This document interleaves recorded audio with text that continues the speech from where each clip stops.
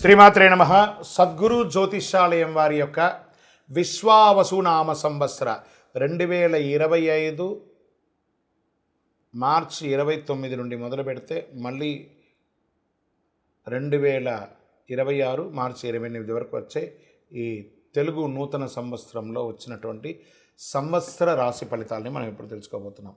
ప్రతి ఒక్కరికి ఏముంటుందంటే, గురుగారు నాకు ఎలా ఉండబోతుంది ఈ సంవత్సరం, నాకు ఆరోగ్యం ఎలా ఉంటుంది, నాకు ఐశ్వర్యం ఎలా ఉంటుంది, నా వ్యాపారం ఎలా ఉంటుంది, నాకు ఉద్యోగం ఎలా ఉంటుంది, నాకు అసలు ఉద్యోగం వస్తుందా రాదా, నాకు వివాహం అవుతుందా అవదా, నాకు సంతానం కలుగుతుందా కలగదా, నా వ్యాపారం అభివృద్ధి అవుతుంది, నేను విదేశాలకి వెళ్తానా వెళ్ళనా, ఎన్నో ప్రశ్నలతో కూడినటువంటి ఆ ప్రశ్నలకు సమాధానమే ఈ గోచార గ్రహస్థితి. ఇందులో మళ్ళీ చెప్తున్నాను, గోచార గ్రహస్థితి మీ యొక్క వ్యక్తిగత జాతకానికి ఒక 30 నుంచి 40% మాత్రమే వర్తిస్తుంది. మీరు పుట్టినటువంటి ఆ లగ్నం, మీ యొక్క టైం ప్రకారం ఒక లగ్నం ఉంటుంది, మీ నక్షత్రం ఉంటుంది, మీ పాదం ఉంటుంది, దాని ప్రకారంగానే సంపూర్ణ జాతకాన్ని తెలుసుకోవడం కుదురుతుంది. నేను చెప్పే ఈ గోచార ఫలితాన్ని కొంతవరకు తీసుకోండి. తర్వాత మీ యొక్క వ్యక్తిగత జాతకాన్ని మీ పరిసర ప్రాంతాల్లో ఉన్నటువంటి గురువులను సంప్రదించండి. గురుగారు నాకు ఈ సంవత్సరం ఎలా ఉంది, నాకు జాతకం చెప్పండి, వారి దగ్గర అవసరమైతేనే తెలుసుకోండి. మళ్ళీ చెప్తున్నాను, ప్రతి దాంట్లోనూ ప్రతి ఎపిసోడ్లోనూ నేను చెప్తూ ఉంటాను, జాతకం పడుతున్న వర్షానికి ఒక గొడుగు మాత్రమే, కానీ జాతకం జీవితం కాదు. మీరు మిమ్మల్ని నమ్మండి, మీ ఇష్టదైవాన్ని నమ్మండి, మీ కులదైవాన్ని నమ్మండి, మీ జీవితం బాగా ఉంటుంది. మరి లేదు గురుగారు, మేము మీ దగ్గర తెలుసుకోవాలనుకుంటున్నామని చాలామందికి ఉంటుంది కదా. మా దగ్గర తెలుసుకోవాలనుకుంటే కింద కనబడుతున్న మా నంబర్కి మీ పేరు, date of birth, time of birth, place of birth WhatsApp చేయండి, కాల్ చేయకండి. అది చూసిన తర్వాత మా అడ్మిన్స్ మీకు రిప్లై ఇస్తారు.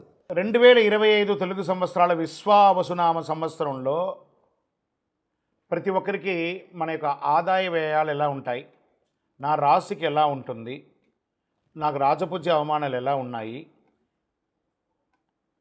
మా నక్షత్రంలో ఎన్ని రకాలైనటువంటి ఇబ్బందులు పోతున్నాయని చెప్పే ఒక రాజపూజ్య అవమానం ఆదాయ వ్యయాల గురించి మనం ఇప్పుడు తెలుసుకుంటాం. మిథున రాశి మృగశిర 3-4 పాదాలు, ఆరుద్ర పునర్వసు మొదటి 3 పాదాలకి ఆదాయం 14, వ్యయం 2, రాజపూజ్యం 4, అవమానం 3.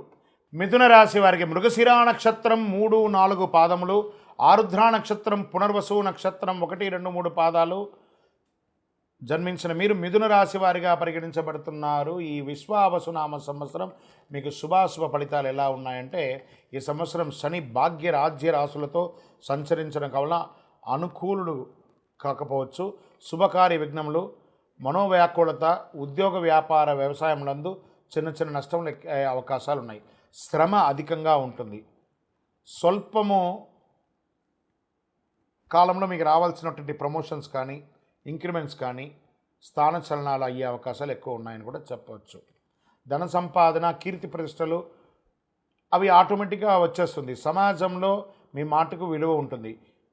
మిగిలిన సమయం అంతయు కూడాను వ్యయ జన్మరాశులు ఎందు సంచరించే ధన వ్యయము, స్థానచలనము కలుగుతుంది. పరిస్థితులు శ్రమకరంగా ఉంటుంది అని కూడా చెప్పవచ్చు.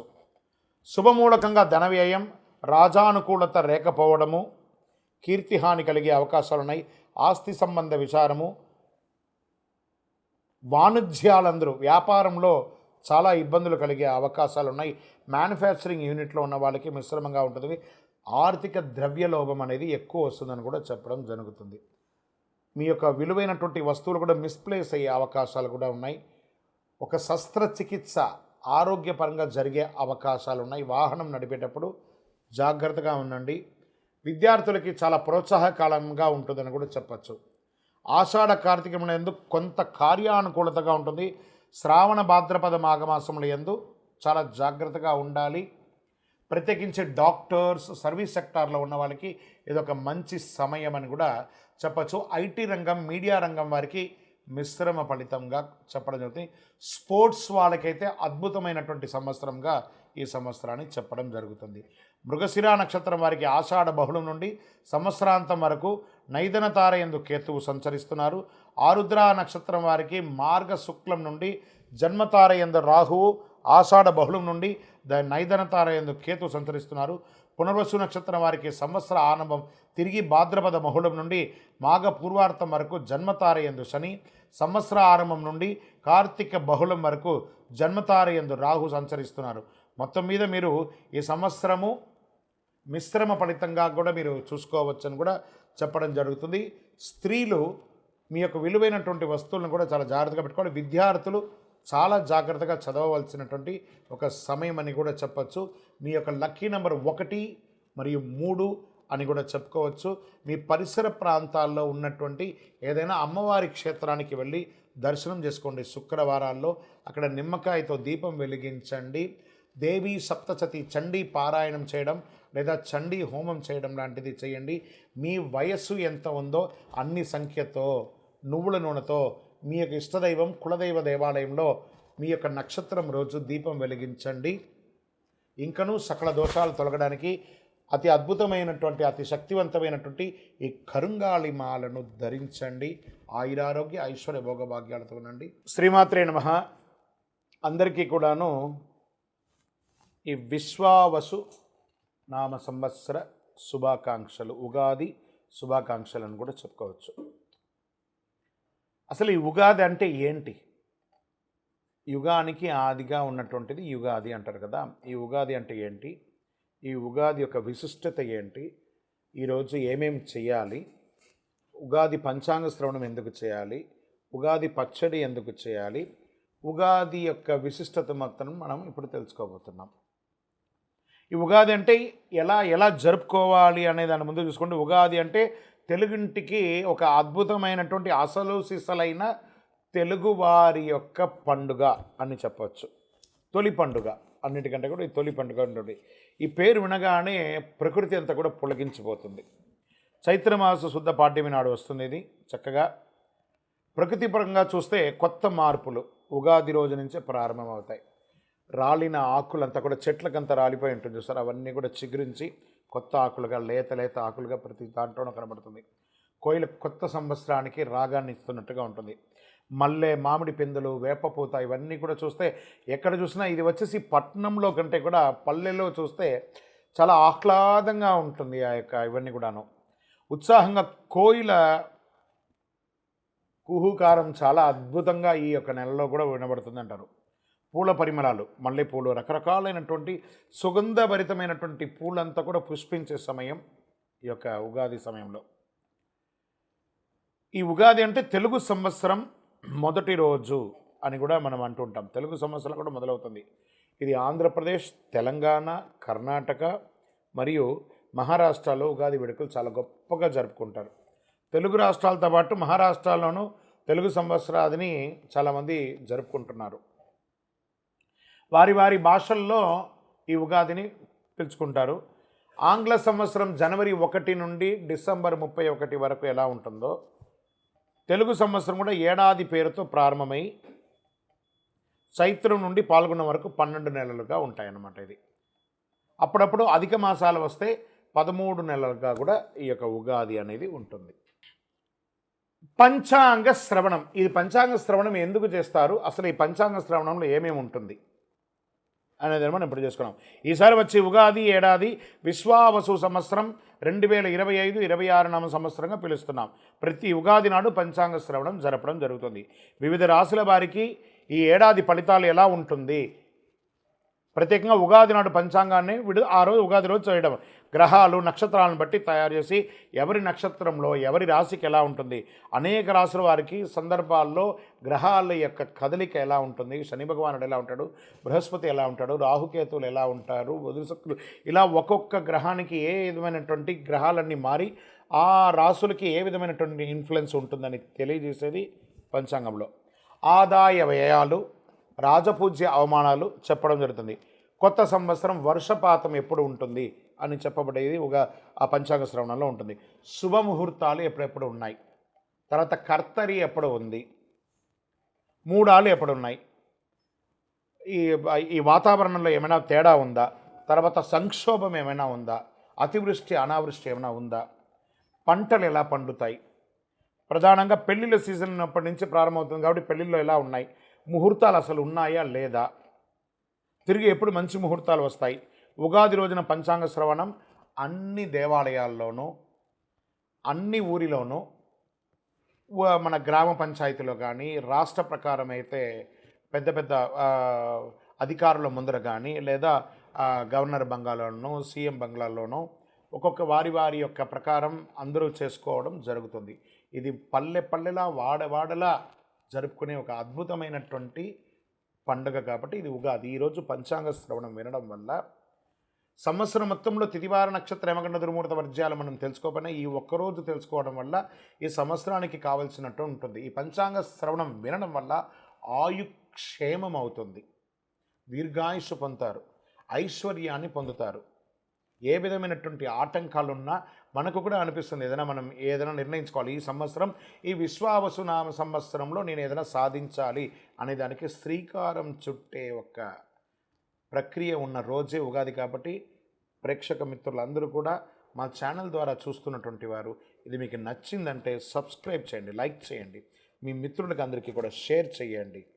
ఉగాది రోజు ఒక్కటి చేస్తే 1000 రెట్లుగా మీకు అనుగ్రహం కూడా వస్తుంది. ఇది మాత్రమే కాదు, మా యొక్క ఛానల్ అభివృద్ధి కోసమే కాదు, మీరు కూడా మంచి విషయాలను తెలుసుకున్నారు, ఒక ఆనందం అనిపిస్తేనే ఇతరులకు షేర్ చేయండి. ఉగాది పండుగ ఎలా జరుపుకోవాలి ఏమన్నా ఇవన్నీ పంచాంగ శ్రవణం అని చెప్పేసి ఉగాది పండుగ ఎలా చేయాలి? ఉగాది రోజు సూర్యోదయం కంటే నిద్ర లేవాలి. ముందు చక్కగా తలకు నువ్వుల నూనె పెట్టి అభ్యంగన స్నానం, చక్కగా సూర్యుని ముందర నిలబడుకొని ఒకసారి సూర్య నమస్కారాలు చేసేసుకొని తల స్నానం చేయాలి. నలుగు పిండి పెట్టుకుంటే నలుగు పిండి పెట్టుకొని చేయండి. కొత్త బట్టలు ధరించండి. ఇష్టమైన దేవుడికి పూజించండి. ఇంటికి మామిడి ఆకులు, వేప ఆకులతో చక్కగా తోరణాలు కట్టండి. బంతిపూలతో, పూలసరాలతో కట్టండి. ఇష్టమైన దేవుని పూజించండి. ఉగాది పచ్చడి తాగండి. ఆహారం తినడానికంటే ముందు ఉగాది పచ్చడి తాగండి. ఉదయం లేదా సాయంత్రం వీలు చూసుకొని గుడికి వెళ్ళండి. ఉగాది రోజంతా ఆలయంలో పంచాంగ శ్రవణం రకరకాల సమయాల్లో చేస్తుంటారు కాబట్టి పోయి దేవాలయంలో వినడం చాలా మంచిది. ఇంకా మన మాధ్యమం ద్వారా కూడా, ఎందుకంటే అన్ని యొక్క టీవీ ఛానల్స్లోనూ మనం చెప్తున్నాం కాబట్టి మాధ్యమంలో వివిధ రకాలైన ఛానల్స్లో కూడా చెప్తుంటారు, మనం కూడా దాన్ని చెప్తుంటాం. దీన్ని కూడా మీరు చేసుకోవచ్చు. ఉగాది రోజు పంచాంగ శ్రవణం వింటే మంచిది, ఆయుష్కరమని పెద్దలు చెప్పారు. ఇది నిజమా కల్పితమా అనేది పక్కన పెడితే పంచాంగ శ్రవణం అనేది విశ్వాసంతో ముడిపడి ఉన్నది కాబట్టి పంచాంగ శ్రవణం వల్ల విశేష పుణ్యం లభిస్తుంది. మీ పెద్దవాళ్ళకి అందరికీ నమస్కారం చేయండి. పేద జల్లు వాళ్ళకి అందరికీ బట్టలు కొనియడము, లేదా మజ్జిగ, ఇప్పటి నుంచి వేసవి తాపడం అవుతుంది కాబట్టి చలివేంద్రాలు ఏర్పాటు చేయండి. చలివేంద్రాలు ఏర్పాటు చేసి మంచినీళ్ళు ఏర్పాటు చేయండి, మజ్జిగ ఏర్పాటు చేయండి. పేదవాళ్ళు ఎవరైనా ఉంటే వాళ్ళకి చక్కగా చెప్పులు కొనియండి, గొడుగు కొనియండి. ఇలాంటి సేవా కార్యక్రమాలన్నీ కూడా చేయొచ్చు ఈ ఉగాది రోజు. ఇది మనం చేయవలసినటువంటి పని. అన్నిటికంటే కూడా ప్రేమగా చిరునవ్వుతూ ఉండే, అద్భుతంగా చేసుకునే భక్ష భోజనాలతో కూడినటువంటి ఆహారాన్ని మన ఇంట్లో వండి ఇతరులకు కూడా పంచిపెడితే ఐశ్వర్యం కలుగుతుంది. నహి నహి బహుదానం అన్నదానం సమానం అన్నారు. ఉగాది రోజు వీలుంటే ఒక్కరికైనా భోజనం పెట్టండి. ఉగాది పచ్చడి. ఈ ఉగాది పచ్చడి ఎందుకు చేస్తారు, ఎలా చేస్తారు, దీనివల్ల జరిగే మంచి చెడు ఏంటి, ఎందుకు ఉగాది రోజు ఉగాది పచ్చడి చేస్తున్నాం? ఈ ఉగాది రోజు ప్రతి ఇంట కనిపించేది ఉగాది పచ్చడి. మనం ఒకవేళ ఎవరింటికి పోయినట్టు ముందు పచ్చడి ఇచ్చేస్తారు. మనకు అప్పటికే చాలా తాగేసి ఉంటాం, ఒక రకంగా ఉంటుంది, అయినా తాగుతాం ఎవరింటికి పోయినా. ఈ పచ్చడి తయారు చేయడంలో అనేక అర్థాలు ఉన్నాయి. పచ్చడిలోనే జీవితాలు అన్ని పాళ్ళు కలిసి ఉంటాయని చెబుతారు. తీపి, చేదు, కారం, వగురు, ఇలా అన్ని రకాలుగా ఉగాది పచ్చడిని చేస్తారు. ఇందులో మొత్తం 6 రుచులు ఉంటాయని చెబుతారు. ఈ షడ్రుచులు అంటారు చూసారా, ఈ షడ్రుచులు మన శరీరంలో ఏమవుతుంది, ఈరోజు ఉగాది పచ్చడి చేయడం వల్ల మనం సంవత్సరం అంతా రకరకాలైనటువంటి ఆహారం తిని ఉంటాం చూసారా, అవన్నీ కూడా ఎక్కడో ఒక చోట స్టక్ అయ్యి ఉంటుంది. కొలెస్ట్రాల్ రూపంలో కానీ, లేదా బోన్లో కానీ, లేకపోతే రక్తంలో కానీ ఏదో రకంగా అది ఫిక్స్ అయి ఉంటుంది. ఈ షడ్రుచులతో కూడినటువంటి ఒక ఉగాది పచ్చడి తీసుకోవడం వల్ల ఇవన్నీ కూడా క్లెన్స్ అవుతుంది, క్లీన్ అయ్యి అన్నీ కూడాను వ్యర్థంగా బయటికి వెళ్ళిపోయి మనం ఆరోగ్యవంతులుగా ఉంటామట. ప్రతి నరం, ప్రతి నాడి, ప్రతి శరీరంలో ప్రతి కణము కూడా కదులుతుందట ఈ ఉగాది పచ్చడి చేయడం. నక్కసిక పర్యంతం మన బండి ఓవర్ ఆయిల్ అయినట్టు. ఇప్పుడు ఎలా మన స్కూటరో కారో ఏదో ఒకటి కొంటే ఎలా ఓవర్ ఆయిల్ అవుతాం, అలాగే మన శరీరానికి ఉగాది పచ్చడి ఒక ఓవర్ ఆయిల్ చేసే ఒక అద్భుతమైనటువంటి సంజీవని ఔషధం. అంత గొప్పదనమాట. ఇందులో తీపికారం, పులుపు, వగరు, చేదు, కారం కలయికతో ఉగాది పచ్చడి తయారు చేస్తారు. మన జీవితంలో అన్ని రుచి చూడాలంటే ఈ ఉగాది పచ్చడి విశిష్టత. కష్టాలు, సుఖాలు, దుఃఖాలు, సంతోషాలు ఇలా అన్ని జీవితంలో చూడాల్సిన వస్తుందని ఈ పచ్చడి ద్వారా మనం సంస్కృతి మనకు తెలియజేసే ఒక మహత్తరమైనటువంటి ఒక విషయం అనమాట ఇది. ఈ పచ్చడిలో కలిసే వేప పువ్వు చేదుకి గుర్తుగా, మామిడి ముక్కలు పులుపుకి గుర్తుగా, అరటిపండ్లు తీపికి గుర్తుగా ఇందులో జత చేస్తూ ఉంటాను. బెల్లాన్ని కూడా ఇందులో కలుపుతాం. వేసవి కాలంలో వేడి చేయకుండా పూర్తిగా తిన్నది జీర్ణం కావడానికి వీటిని ఉగాది పచ్చడిలో ఉపయోగిస్తారని పెద్దల కాలం నుంచి దీన్ని పాటిస్తూ మనం వస్తున్నాం. పచ్చడితోనే ఈ పచ్చడి తినడం ద్వారా జీవితం అంటే అర్థమయ్యేలా పూర్వీకులు ఈ తరం వారికి చెప్పే ఒక మిగిలినటువంటి మనకు ఒక అవశేషం అని కూడా చెప్పవచ్చు. ఈ జనరేషన్తో ఫాస్ట్ జనరేషన్ కదా, అలాంటిది ఒక మిగిలిందని ఒక అవశేషంగా చెప్పచ్చు. పచ్చడిలో మాదిరిగానే జీవితంలో షడ్రుచులు ఉంటాయి, వాటిని సంతోషంగా ఆస్వాదించాలని పెద్దలు ఉగాది నాడు నుండి మీరు ఉండాలని చెప్పారు. ఆరోగ్యకరమైనటువంటి ప్రయోజనాలు అనేక ఔషధ గుణాలు ఉంది ఇందులో. శరీరంలో ఆరోగ్యాన్ని కాపాడుకోవడానికి ఈ రకమైనటువంటి రుచులు జీవితంలో అవసరమని కూడా చెప్పేలా ఉగాది పచ్చడి తయారు చేస్తారు. సుఖాలను ఎంత ఆనందంగా స్వీకరిస్తామో కష్టాలను కూడా అదే మాదిరిగా ఆనందంగా తీసుకుంటే జీవితంలో ముందుకు సాగి అద్భుతమైనటువంటి జీవితంలో ఈ విశ్వావసు నామ సంవత్సరంలో ఉగాది పచ్చడిలో ఉన్నటువంటి షడ్రుచులు ఉన్నట్టుగానే మీ జీవితంలో కూడా షడ్రుచులతో కూడినటువంటి జీవితంగా బతకాలని మనస్ఫూర్తిగా ప్రార్థిస్తున్నాం. విజయోస్తు.